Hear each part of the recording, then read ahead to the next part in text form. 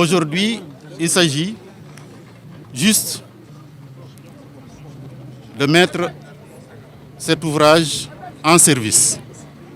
Et tout à l'heure, vous avez constaté avec nous que, avec toutes ces autorités que j'ai citées tout à l'heure, nous avons fait un tour ensemble sur le pont pour montrer à toute la population que désormais, les véhicules pourront rouler à partir de cette journée.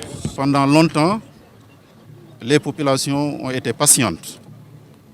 Les populations ont été courageuses de supporter les nuisances liées à ce genre de chantier.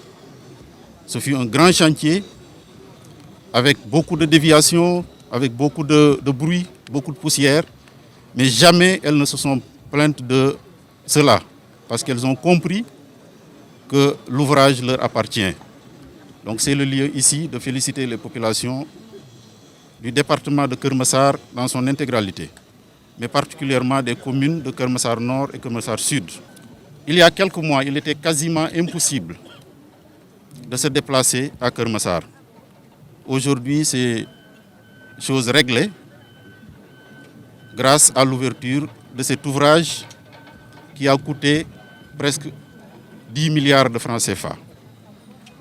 Donc c'est un important investissement de l'État qui demande quand même que nous tous, qu'on s'engage à le préserver, qu'on s'engage à l'entretenir, qu'on s'engage à veiller à ce que, justement, qu'il n'y ait pas de problème au niveau de l'autopont de Keur Massar.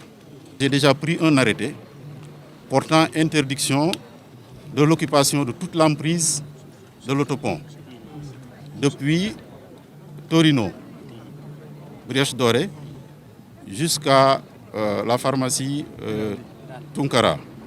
Donc pour dire que nous veillerons à ce que justement toutes les occupations soient évitées. J'en appelle donc à chacun pour respecter cet acte que nous avons pris.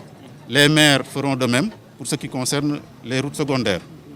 Je pense que si nous conjuguons tous ces efforts, bientôt le problème de la mobilité à Keur Massar sera un vieux souvenir.